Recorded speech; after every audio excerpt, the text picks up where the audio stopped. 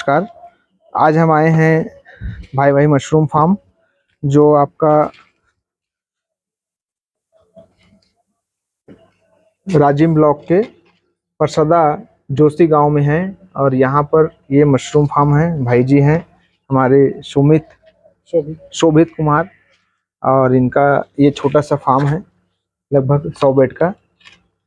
अपने हिसाब से इन्होंने जुगाड़ से अलग अलग चीज़ें की हुई हैं, जो कि बहुत ही अच्छे तरीके से मैं देख रहा हूँ कि इतना अच्छा बेड या बंडल या मशरूम का फार्मिंग बहुत सारे किसान नहीं कर पाते हैं। उनको इनसे सीखने की ज़रूरत है। इनका रस्सी बनाने का तरीका, जो बंडल बना है, जो लटकाए हैं, लटकाने के बाद इसमें बहुत अच्छा फ्रूटिंग आया हुआ है। आपका मशरूम का देखिए कितना मस्त कली खिला हुआ है। और दोस्तों क्षमा चाहूँगा, इसमें तकनीकी खामी की वजह से माइक थोड़ा काम न करने की वजह से आपका मेरे जो वीडियो है उसमें जो सामने का जो वीडियो ले रहा हूँ उसका ऑडियो कट हो गया है। क्योंकि वीडियो कंटिन्यू जारी था इसीलिए मैं अलग से ऑडियो ऐड कर रहा हूँ। ऑडियो में ये बताया गया है कि किस तरीके से इन्होंने मशरूम फार्म अपना डेवलप किया हुआ है एक छोटे से कमरे में, जो कि तकरीबन 200 बैग का छोटा सा यूनिट है। बट इन्होंने 200 बैग के यूनिट से हर महीने का 4 से 5 हज़ार रुपये ईजीली अपने कमरे से मशरूम उगा रहे हैं और बेच रहे हैं। हालांकि इनके कुछ बैग में इस बैच में ख़राबी भी हुई है, जो कि काला रंग का दिख रहा है आपको। बाकी फिर भी जो बैग तैयार हुए उसमें बहुत अच्छे तरीके से मशरूम निकल रहा है। आप देख सकते हैं कि इन्होंने सारी चीज़ें जुगाड़ से की हुई हैं। इनका जो बैग लटकाने का तरीका है उसमें छोटा सा ये बांस का कमची लगा हुआ है, जिसमें वो पल्ली लटकी हुई है और उसके ऊपर बैग को लटकाए हैं। मशरूम निकलता है तो सामने में ही मेन रोड है, वहाँ पर ये फार्मिंग कर लेते हैं। अभी हम शोभित जी से थोड़ा सा छोटा सा जानकारी भी लिए और उनसे कितनी आमदनी हो जाती है उनकी महीने की, ये जानकारी लिए थे। तो उन्होंने अपने ओर से यह बताने की कोशिश किया कि वो किस तरीके से इसमें इन्वॉल्व हैं और कब से यह कर रहे हैं। उनका कहना था कि मैं तकरीबन 3 महीने से यह काम कर रहा हूँ इसी साल, और हर महीने का मैं 8 से 10 हज़ार रुपये महीने का कमा लेता हूँ। आप जब आए तो इसमें हम पानी डाल रहे थे, ऐसा उनका कहना था। तो रोज़ाना 2 से 3 बार वो पानी डालते हैं ताकि कम से कम बैग सूखे। और जब बैग सूखने लगता है फिर भी तो फॉगर चला देते हैं, अन्यथा दूसरे तरीके से ये कर देते हैं। हमको उस समय क्योंकि रिकॉर्डिंग करने का, वीडियो बनाने का आइडिया नहीं था, तो माइक में दिए हैं रिकॉर्ड हो रहा है ऐसा समझ रहे थे, किंतु ऑडियो जो है वो रिकॉर्ड नहीं हुआ और खाली वीडियो रिकॉर्ड हुआ। इसके लिए हम क्षमा प्रार्थी हैं। फिर भी आगे कोशिश करेंगे दूसरे वीडियो में सही तरीके से वीडियो बने करके। यह जो मशरूम फार्मर है वो अपना मशरूम अपने घर के सामने में रोड में ही मशरूम का छोटा सा फ्लेक्स लगाया हुआ है, उसके ज़रिए से जो भी कस्टमर आते हैं उनको बेच कर ख़त्म कर लेता है। एक सामान्य फैमिली या निम्न लेवल फैमिलीज़ में बिलोंग करने के बावजूद आपके पास अगर आवक ना हो, फिर भी आप जो है मशरूम फार्मिंग से मिनिमम 8 से 10 हज़ार कैसे कमा सकते हैं, या इनसे सीखने की ज़रूरत है। इन्होंने अपने मशरूम फार्म एक कमरे से स्टार्ट किया है और इजीली डेली का 10 से 8 किलो मशरूम बेचते हैं, जिसमें से डेली का मुनाफा इनका 500 से करीब हो जाता है, और जो है बाकी 500 लागत आता है। अभी मशरूम फार्मिंग में इन्होंने और आगे पैरा मशरूम का उत्पादन लेने का विचार किया है। तो पैरा मशरूम उत्पादन के संबंध जानकारी देने के लिए मैं इनके फार्म पे गया था, तो मैंने देखा कि इनका ऑयस्टर मशरूम का फार्मिंग ही बहुत अच्छे तरीके से हुआ है। और चूँकि गर्मी बढ़ रही है और इनके उपचार मेथड में कुछ गलती हुई है, इस वजह से इनके कुछ बैग जो है ख़राब हुए हैं। बाकी फिर भी उनके बाकी बैग जो है ठीक बने हैं।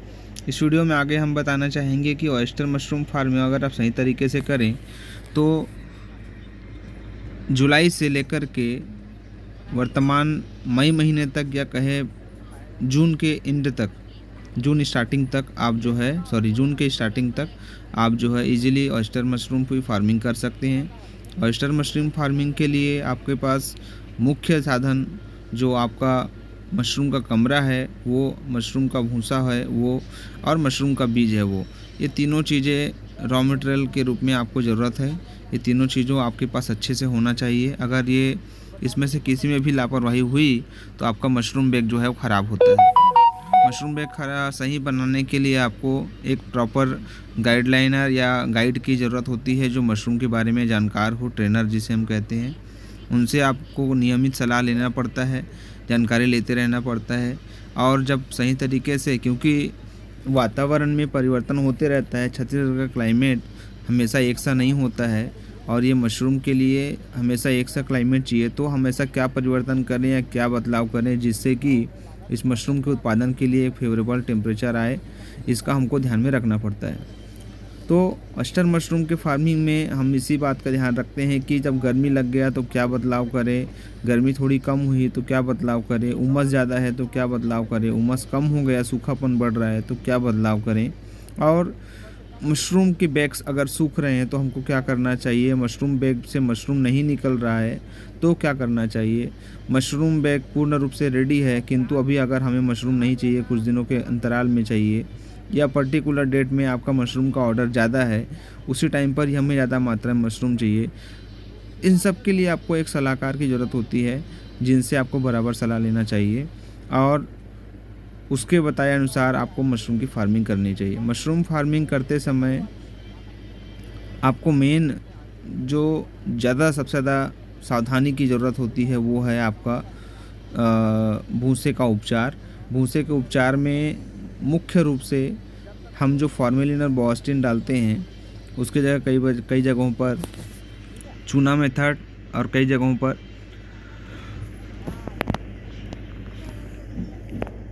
गर्म पानी मेथड का उपचार किया जाता है।